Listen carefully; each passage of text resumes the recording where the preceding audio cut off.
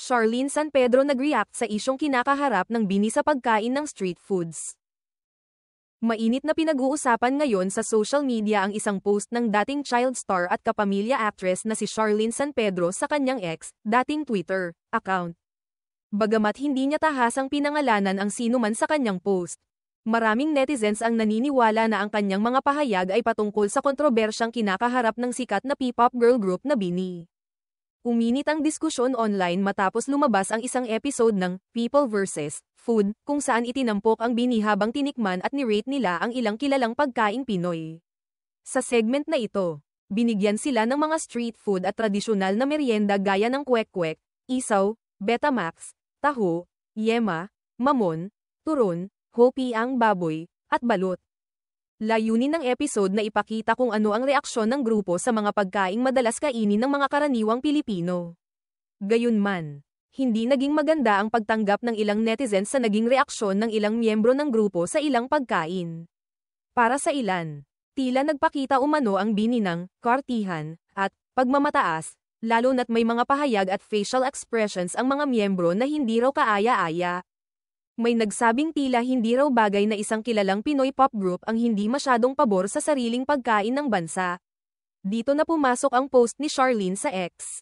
Sa kanyang mensahe na ipinaskil noong umaga ng ika-13 ng Hulyo. Iginiit niyang hindi tama ang pagbibigay agad ng negatibong opinyon sa isang maikling clip lamang na hindi naman nagpapakita ng buong konteksto ng video. Aniya, parant, bakit kaya ang daming taong nagre-react at humuhusga sa naka-trim down na video? Kahit di nyo pa naman napanood yung buong video sa YT, dagdag pa niya.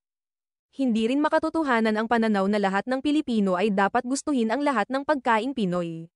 Wika ni Charlene, saka hello. Di talaga lahat ng Pinoy ay trip ang lahat ng Filipino food. Binigyang diin din niya na tila nakikiuso lang ang iba sa pagbatikos dahil sikat ang mga sangkot. Panay ride nyo sa hate train kasi relevant yung subject. Marami ang pumabor sa pahayag ni Charlene. At sinang-ayunan ang kanyang punto na dapat ay suriin muna ang buong nilalaman ng video bago magbigay ng masamang opinyon. May mga netizens din na nagpahayag ng suporta sa Bini. Anilay hindi naman ibig sabihin ng pagtanggi sa ilang pagkain ay kawalan ng pagmamahal sa kulturang Pinoy. Samantala, nananatili pa ring usap-usapan sa social media ang isyong ito. Habang may patuloy na bumabatikos, may mga nagsusulong din ng pag-unawa at respeto sa iba't ibang panlasa at opinyon. Lalo na sa mga kabataang artista na patuloy na humuhubog sa kanilang sarili sa harap ng publiko. Sa gitna ng lahat ng ito, mahalagang paalala na ang isang viral clip ay hindi palaging buong katotohanan, at nararapat lamang na pag-isipang mabuti ang ating mga reaksyon sa social media. Tulad ng pinanto ni Charlene, hindi dapat maging batayan ng paghusga ang ilang segundong video lamang, lalo pat ang kabuuang kwento ay hindi pa ganap na napapanood ng lahat.